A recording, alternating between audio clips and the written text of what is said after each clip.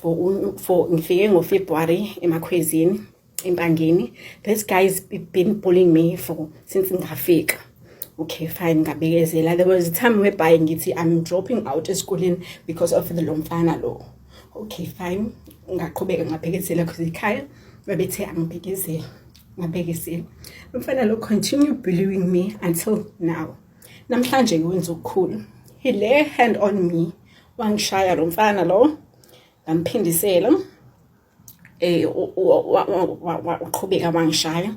Abangani bakhe, unfortunately abangani bakhe bangibamba, baqhubeka yena wangishaya. Abangani bakhe sebengibambile wazi bambamba naye. Unfortunately ama bruises wasabonakala because ngizamela ukuthoba. But ungishayile like akusabonakali kahle hle kodwa this guy ungishayile. Okay, fine. Umfana lo namhlanje ufike esikoleni ephuzile ukuqala lokho bese ubhali i-maths. Yes, I think i-maths paper lethi lokugcina. Yes, so umfana lo wafike ephuzile. Befike ephuzile nabangani bakhe bafike like balokhu bephosa ama shades ngithi ngiyadlula. Wathi lo mfana lo hey muhle kakhulu namhlanje. Okwathi ngathi ngamuhle ngathi mina kade ngihlezi ngimubini. Wasothi yena cha ukuthi namhlanje muhle kakhulu. Ngathi mina awu ngayithulele. Mfana waqhubeka welokhu khulu ekhuluma ngathi mina yena ngicela angangisukile. Wathi fuseke. Emva kalokho ngathi mina kumngane wakhe wemngane wakhe ngicela ukhuza into yakho, ukhuza umngane wakho. Emva kalokho ngithi ngisasho njalo umfana wabantu wangishaya nginqindi on my forehead. Ngamphendisela ke nami because phela bengingeze ngeke umuntu ozovedana angishaya nje just out of the blue. Now ukuthi vele into adle ngayo ukuthi I'm a girl. Number 2 angisiyena wasempangeni ngasuke eThekwini ngizofunda empangeni. So vele uyazi ukuthi anginayo like awubhuti, anginayo family, so anginayo backup. I'm just a person nje ongafisuka nje ezolukhuza. So this guy akuphelanga ke lapho uhambile wayoposta nama what you call uhamba wayoposta ku Facebook kwakho wangibhuqa. Ngizowafaka manje amalokhu zakhe olento ayipostile Facebook. Ubese posta lokhu kumfana wabantu baposta lokhu ke bakhomenta ke bam-entertainer ke njengobona ke bakhomenta ke the love abahlekile. It's fine baqhubeka kodwa bakhomenta ke waseke ke wakhomenta ikhona icomment yakhe ukugcina ncina. Kubeke sebhala ke ukuthi akanankinga nokuboshwa, inkinga bazobhebha bani ejele. Nangu lapha igcinini ngci comment yokugcina ngci. Obese posta lokho ke abantu nje bathi be reply ke behleka ke kwi status zabo ke, and mostly ingane lezi replyela ingane engifunda nazo esikoleni kodwa ke it's fine. Vele abantu abakuthandi bonke futhi anginendaba nalokho. Okay, fine. Kwaseke ke ubhuti lona ke ese njobe sepostile ke shuthi anganoma uyibone famous noma uyibone ithini. So me doing this video I am saying kunengane la esuke emakubo zihambe ziyofunda ngenhloso zokuthi sifuna like to get better marks for matric and stuff. Mase behlangana nabafana bakanje abazobabulisha babenze yonke into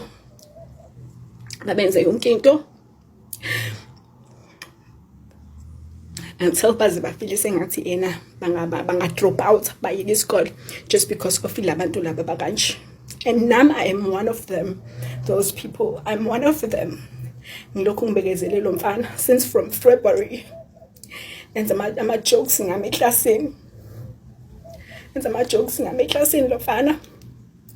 Ngiqhubeka kodwa ngibekezela. Ubhlungu futhi ukuthi people balokhu betha ngabe ngiyovula icala. Sovula kanjani icala?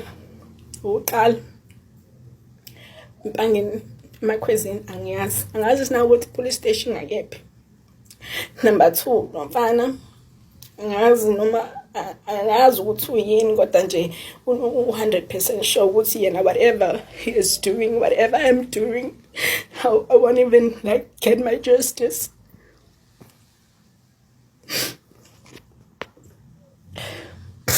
Ngifonela mama umtshela ukuthi akaxolise. Nakhona futhi uxolisa wakhe shade. Uyambona ukuthi akaxolisi lo mfana uyangibhuqa nje bengibhuqile na Facebook kodwa ke ngingathini because yena uzizwe indoda namhlanje ukuthi le hand umuntu wesifazane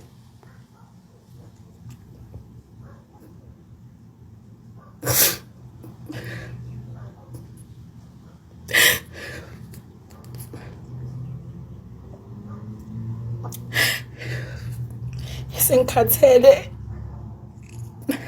abantu who bully me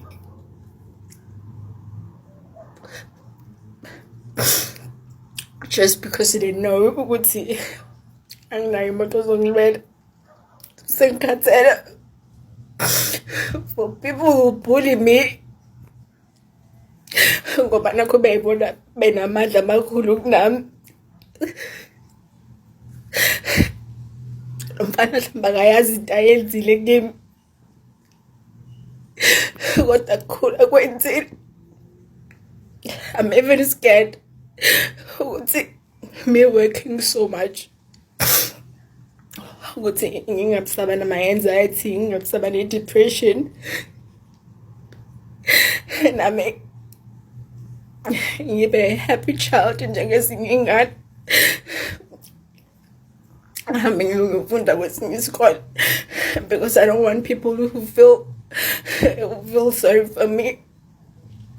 Unfortunately ngizana unyaka omunye next year ekuzomele ngufunda and lo mfana ngizobe ngifunda naye ngoba ade ngifunda naye eklasini.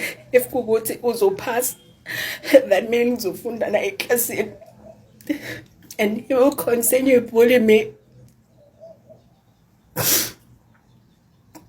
He will continue bullying me. Ubeke ngami ngabe I'm even taking a remove ngihambe ngiyofunda kwenye indawo.